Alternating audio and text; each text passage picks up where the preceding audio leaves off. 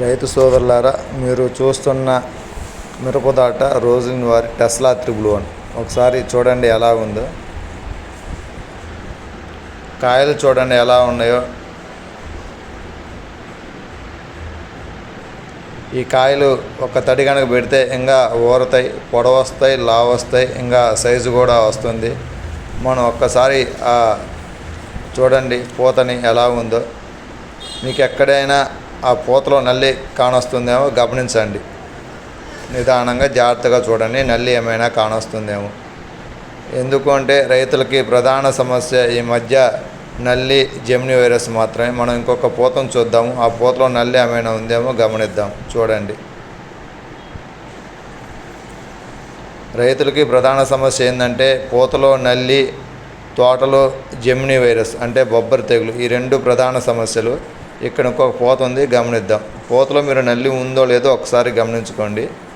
Roslin వారి Tesla triple 1 Teja మిరపవిత్తనంలో తోపు మిరపవిత్తనం ఇది. దీని మించింది ఇంకొకటి లేదు.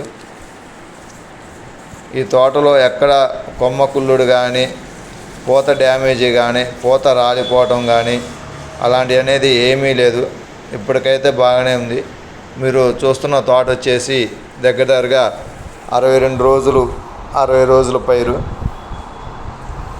పూత ఒక్కసారి చేను చూడండి ఎలా ఉందో. తమలపాకులాగా నల్లగా మెత్తగా బాగుంది. చూడండి, ఇక్కడ ఈ చెట్టు గమనించండి, కాయలు. ఈ కాయలు కనుక ఒక్క తడి పెడితే ఇంకా కాయలు పొడవు రావటం, కాయ కొద్దిగా లావుగా రావటం కూడా బాగుంటుంది. ఒకసారి గమనించండి ఎలా ఉందో. ఇంకా ఆకుల మధ్యలో మనకి సరిగ్గా కాయలు కనిపించట్లేదు.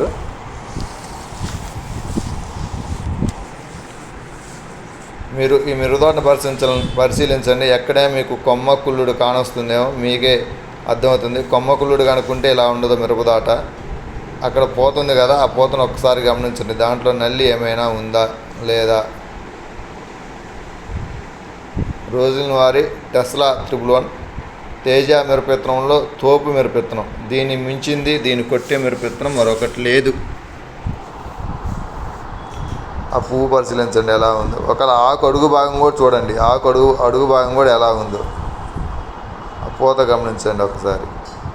మీకు పూతను నేను ఎందుకు చూపిస్తున్నాను అంటే, ఎందుకంటే రైతుకు ప్రధాన సమస్య ఏంటంటే పూతలో నల్లి మాత్రమే.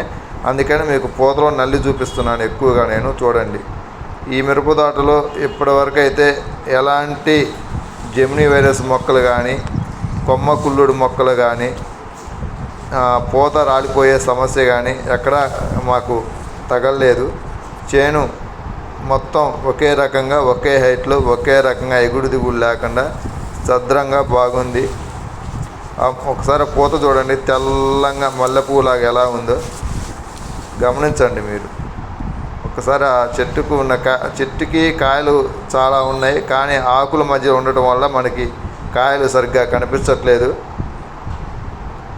ఎందుకంటే చెట్టుకి ఆకులు ఉంటే కాయల్ని సంరక్షించిద్ది. అందువల్ల చెట్ల మధ్యలో ఆకుల మధ్యలో కాయలు మనకి కనిపించట్లేదు. మీరు మిరపతోట చూడండి ఎలా ఉందో. కొమ్మ కుళ్ళుడు ఏమైనా కానొస్తుందని చూడండి. రోజ్లిన్ వారి టెస్లా త్రిబుల్ 1 మిరపవిత్తనంలో తోపు మిరపవిత్తనం.